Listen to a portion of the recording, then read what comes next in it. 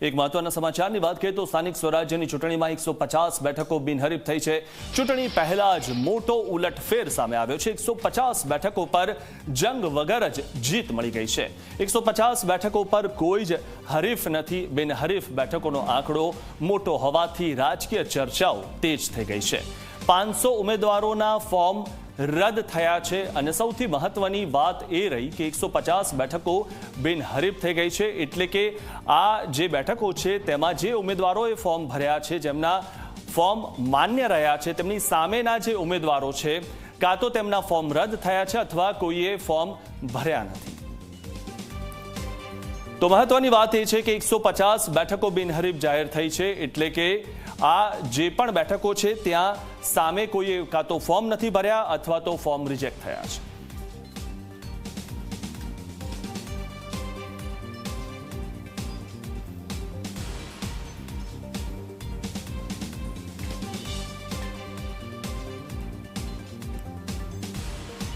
તો 150 બેઠકો બિનહરીફ જાહેર થઈ છે। આ વિશે અમારી સાથે જોડાઈ ચૂક્યા છે હિતલ, ચેતન જોડાઈ ચૂક્યા છે, ગૌરવ જોડાઈ ચૂક્યા છે। ત્યારે સૌપ્રથમ હિતલ, આપની પાસે આવીશ।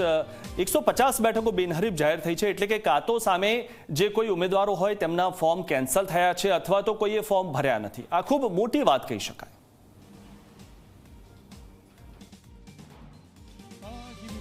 એવું કહી શકાય કે મોટી વાત છે, કારણ કે ચૂંટણીના પ્રથમ ચરણ એવું કહી શકાય કે એક તબક્કો છે। આજે ઉમેદવારી ફોર્મ ચકાસણીનો તબક્કો હતો અને એ દરમિયાન જ 150 એવી બેઠકો સીધી રીતે છે કે જે બિનહરીફ થઈ છે। એટલે કે સામેના ઉમેદવાર એક જ ઉમેદવાર છે, એટલે ત્યાં હવે મતદાન કે ચૂંટણી કરાવવાની જરૂર નહીં પડે। સ્વાભાવિક છે કે આ પ્રકારની ઘટના બનવા પાછળના જે કારણો છે એ કારણ મૂળભૂત રીતે જોવા જઈએ તો રાજકીય પક્ષોની જે બેદરકારી કહેવાય, કારણ કે બે ફોર્મમાં ક્યાંક ને ક્યાંક કોઈ ભૂલ રહી ગઈ હોય, મોટી ગંભીર ભૂલ હોય કે પુરાવા ન આપ્યા હોય, તેના કારણે ફોર્મ રદ થતા હોય છે અને ફોર્મ રદ થતાની સાથે એક જ ઉમેદવાર પછી બાકી રહે ત્યારે એ બેઠકને બિનહરીફ જાહેર કરવામાં આવતી હોય છે। હજુ તો 15મી તારીખે ઉમેદવારી ફોર્મ પાછવાનો છેલ્લો દિવસ છે, ત્યારે પણ અનેક આ પ્રકારે બેઠકો બિનહરીફ થશે। ગત સ્થાનિક સ્વરાજ્યની ચૂંટણીમાં 229 જેટલી બેઠકો બિનહરીફ થઈ હતી અને આ વખતે એ બેઠકોમાં પણ વધારો થશે તેવી શક્યતાઓ છે। આજે ફોર્મ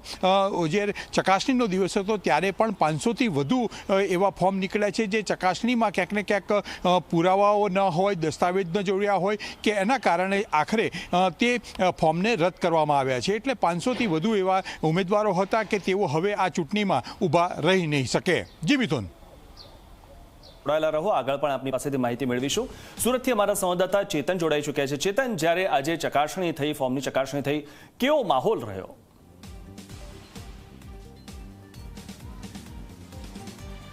જી મિથુન, ખાસ કરીને વાત કરીએ તો સ્થાનિક સ્વરાજની ચૂંટણી પહેલા જ 150થી વધુ જે ઉમેદવારો છે તે બિનહરીફ રીતે વિજેતા બન્યા છે। ત્યારે બીજી તરફ સુરત શહેરની વાત કરીએ તો ત્રણેય પક્ષો વચ્ચે જે ત્રિપાખીઓ જે જંગ છે તે જોવા મળી રહ્યો છે। ખાસ કરીને જ્યારે ઉમેદવારી ફોર્મ ભરવા આવનાર હતા અને આજે જ્યારે સ્ક્રુટનીની પ્રક્રિયા હાથ ધરવામાં આવનાર હતી તે દરમિયાન ભાજપ, કોંગ્રેસ અને આમ આદમી પાર્ટીના જે કાર્યકરો છે તે સામસામે થઈ ગયા હતા। આ દરમિયાન જ્યારે ફોર્મ ચકાસણી હાથ ધરવામાં આવી રહી હતી ત્યારે કોંગ્રેસના વોર્ડ નંબર 12 માંથી જે ઉમેદવાર તરીકે જેમને ઘોષિત કર્યા હતા ભૂપેન્દ્રભાઈ પટેલ, તેમનું જે ફોર્મ છે તે રદ કરી દેવામાં આવ્યું છે। સૌથી મહત્વની વાત એ છે કે ભૂપેન્દ્રભાઈ પટેલ છેલ્લા 3 ટર્મથી કોંગ્રેસમાંથી કોર્પોરેશનનું ઇલેક્શન લડતા આવે છે, પરંતુ જ્યારે ફોર્મ ભરવામાં આવ્યું ત્યારે કયા પક્ષમાંથી તેઓ ઉમેદવારી ફોર્મ નોંધાવી રહ્યા છે તે લખવાનું ભૂલી ગયા હતા, જેને કારણે આ જે ફોર્મ છે તે ફોર્મ રિજેક્ટ થઈ ગયું છે। ક્યાંક તે ક્યાંક જે રીતે આ પક્ષનું નામ લખવાનું ભૂલી ગયા છે તેના પર અનેક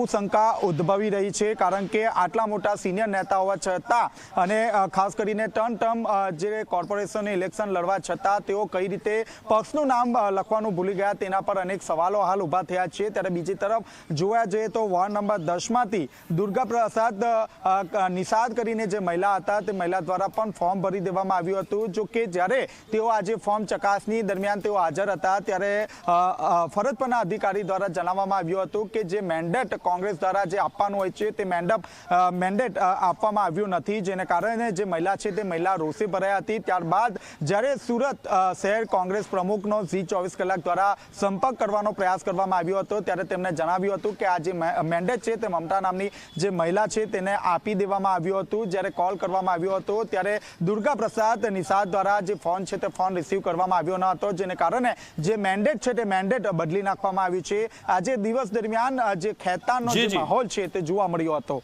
જી ચેતન, આપ અમારી સાથે જોડાયેલા રહો। રાજકોટથી અમારી સાથે અમારા સંવાદદાતા ગૌરવ જોડાઈ ચૂક્યા છે। ગૌરવ, જ્યારે ફોર્મ ચકાસણી આજે થઈ અને સૌથી મહત્વની વાત એ પણ સામે આવી છે કે 150 બેઠકો બિનહરીફ જાહેર થઈ છે, ત્યારે રાજકોટમાં કેવો માહોલ રહ્યો?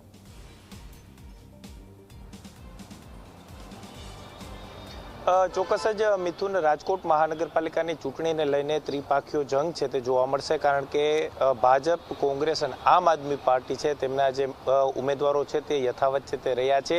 જે ડમી ઉમેદવારો હતા તેમના ફોર્મ છે તે આજે રદ થયા છે।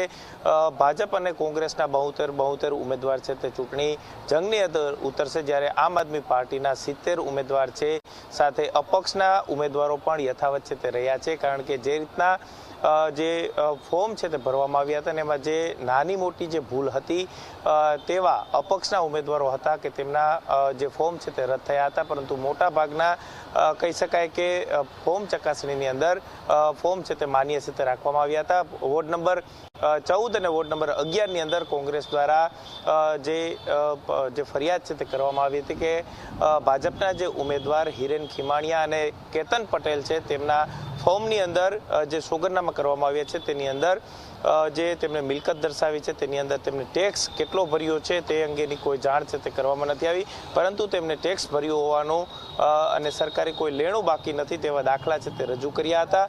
એટલું જ નહીં, સાથે સાથે વોર્ડ નંબર 11 ની અંદર સરકારી વકીલ રક્ષિત કલોલાને જે રીતના ટિકિટ આપવામાં આવી છે અને રક્ષિત કલોલા દ્વારા સરકારી વકીલ પદેથી જે રાજીનામું આપવામાં આવ્યું છે તે 9 તારીખે આપવામાં આવ્યું છે, પરંતુ જે દાખલો રજૂ કરવામાં આવ્યો છે તે 13 તારીખનો દાખલો રજૂ કરવામાં આવ્યો છે અને તેને લઈને કોંગ્રેસ દ્વારા વિરોધ છે તે કરવામાં આવ્યો હતો, પરંતુ ચૂંટણી અધિકારી છે તેમના દ્વારા આ જે ત્રણેય ઉમેદવારો છે તેમના ફોર્મ છે તે માન્ય રાખવામાં આવ્યા હતા। અને રાજકોટ મહાનગરપાલિકાની ચૂંટણીની અંદર ત્રણેય પક્ષમાંથી વાત કરવામાં આવે તો 213 જેટલા ઉમેદવારો છે તે ચૂંટણી મેદાનની અંદર રહેશે, સાથે સાથે અપક્ષના પણ ઉમેદવારો છે કે તેઓ પણ ચૂંટણી મેદાનની અંદર ચૂંટણી છે તે લડવાના છે, પરંતુ ક્યાંક વોર્ડ નંબર 11 ની અંદર ઘર્ષણના દ્રશ્યો છે તે કોંગ્રેસ અને ભાજપના કાર્યકરો છે તેમની વચ્ચે જોવા મળ્યા હતા। જી ગૌરવ, આપ અમારી સાથે જોડાયેલા રહો। તો હવે અમદાવાદથી અમારા સંવાદદાતા દર્શલ જોડાઈ ચૂક્યા છે। દર્શલ, જે રીતે અમદાવાદ મહાનગરપાલિકા જે સૌથી મોટી મહાનગરપાલિકા ગુજરાતની જે કહેવાય છે અને આજે ચકાસણી જે થઈ ફોર્મની ચકાસણી અને 150 બેઠકોની જે વાત થઈ રહી છે, શું લાગી રહ્યું છે કે આ આંકડો હજુ વધી શકે છે? અને સૌથી મહત્વનું કારણ એ પણ છે કે છેલ્લી ઘડી સુધી નામ જાહેર નહોતા થયા।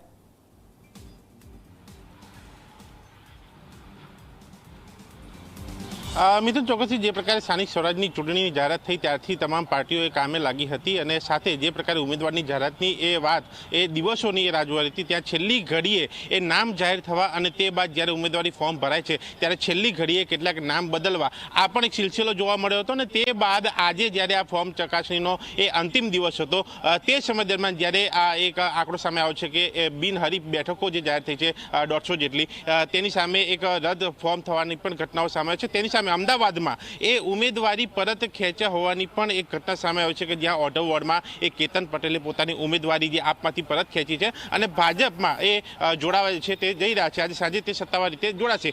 આ પ્રકારનો સિલસિલો ચૂંટણી દરમિયાન જે છે એ જોવા મળતો હોય છે। આજે આ અંતિમ દિવસ હતો એ ફોર્મ ચકાસણીનો, 15 તારીખ સુધી એ ફોર્મ પરત ખેંચવાની એ તારીખ આપવામાં આવી છે। ત્યાં સુધીમાં જો આ પ્રક્રિયા થાય તો હજુ પણ એ બેઠકો ઉપર એ ઉમેદવારોની ઉપર એ તેની અસર પડી શકે છે અને જે બિનહરીફની વાત છે હજુ પણ એ આંકડો વધવાની એ શક્યતા અહીંયા સેવાઈ રહી છે। એટલે કે ખૂબ આ મહત્વની બાબતો સામે આવી રહી છે અને સ્થાનિક સ્વરાજની ચૂંટણી છે જ્યાં દરેક ઉમેદવારો એડી ચોટીનું જોર લગાવી રહ્યા છે એ મતદારોને આકર્ષવા માટે, સાથે લોકોને એક વાયદા વચનો પણ આપી રહ્યા છે કે જીત થાય તો આ પ્રકારના કામો તેઓ કરશે। એટલે કે ખૂબ આ મહત્વના વાયદાઓ સાથેની આ ચૂંટણી અને સાથે લોકો કોને એ મત આપે છે એ પણ એક જોવાનું રહેશે, પરંતુ હાલ આ જે ચૂંટણી પ્રક્રિયા ચાલી રહી છે તેની વચ્ચે જે પ્રકારના આંકડા, જે પ્રકારની ઘટનાઓ સામે આવે છે છે તે પણ એક પાર્ટી માટે એક વિચારવાનો વિષય છે, કારણ કે જે લોકો પોતાની પાર્ટીના ઉમેદવારોને અથવા સાચી નથી શકતા અથવા તો જે પ્રકારે સંકલનનો અભાવ કરે, બીજી કોઈ બાબત કે જેના કારણે આ પ્રકારની ઘટના એ ઉમેદવારી પરત ખેંચવાની વાત કે ફોર્મ રદ થવાની એ પ્રક્રિયામાં ક્યાંક સતી જે છે એ જોવા મળી રહી છે. જી